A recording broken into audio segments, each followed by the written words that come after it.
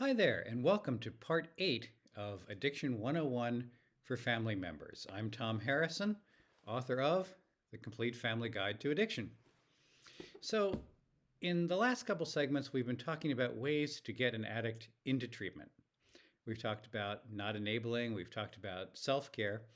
Today, we're going to talk about two formalized strategies for getting an addict into treatment. There are two. The first one is the intervention. It's definitely the better known of the two. There was a TV show at one point called Intervention. An intervention is a meeting between the addict and family members, friends, anyone else who's very involved in their life. It usually requires meticulous planning by the family, but it comes as a complete surprise to the addict. It's sometimes ironically referred to as a surprise party. And at this meeting, the family does several things. One, they tell the addict that they love them and they care about them.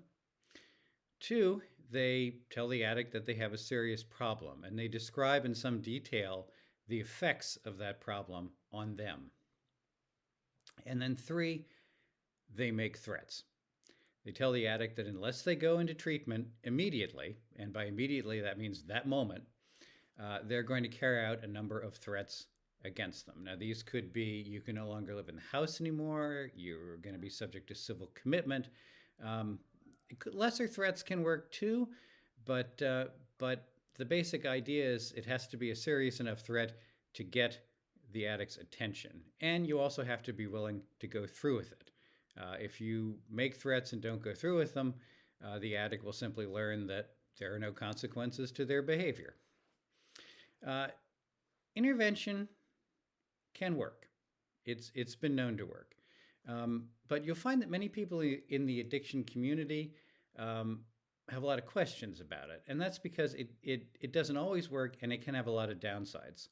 When it doesn't work and the addict doesn't go into treatment, it often leads to a huge amount of resentment and distrust against the family. And in fact, even when it does work and the addict goes into treatment and gets better, it can still lead to a lot of resentment and mistrust of the family. So all that has to be taken into account. I think a good way to think about intervention is this. In a lot of medicine, there are procedures, and we say about a particular patient, they're a good candidate for the procedure or they're not a good candidate for the procedure. Their situation is such that it's likely to work or it's not. I think the same is true for intervention. And what makes a good candidate for intervention is really the family situation.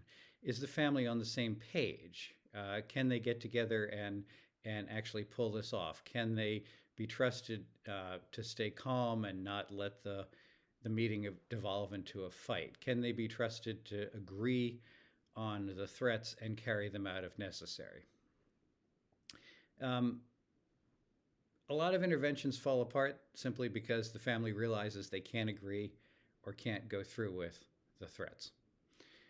So interventions can work, but they tend to work only in particular situations that are conducive. The second formal strategy is called CRAFT, C-R-A-F-T. It's an acronym for something long and complicated. CRAFT is really a technique for changing the way that family members and others interact and communicate with an addict, with the goal of changing the cost-benefit analysis in their mind. It focuses on more positive communication, creating situations that create benefits for not using and create costs for using, and a lot of not enabling as well. CRAFT is a very complicated but very useful set of techniques for accomplishing better communication and changing the cost-benefit structure. The disadvantage to that is that it takes time. With an intervention, if it works, the addict goes into treatment today. Whereas with CRAFT, it can take weeks or months or longer before it works and the addict goes into treatment. But there are a number of benefits as well. One, it has a very good track record. It really does seem to work. Two,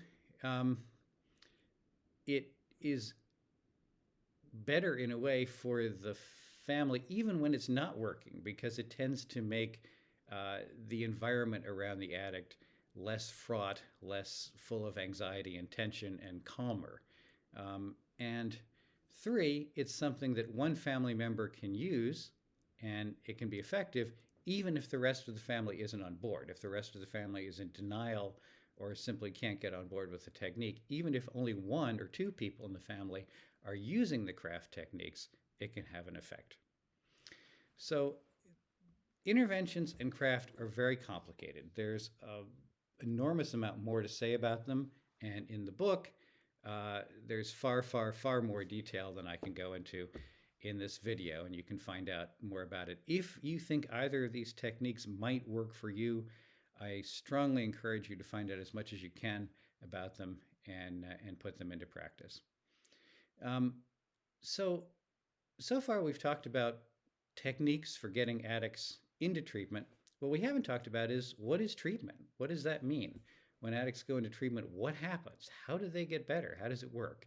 And in our next video, we'll start talking about that. So I hope you'll join me for that.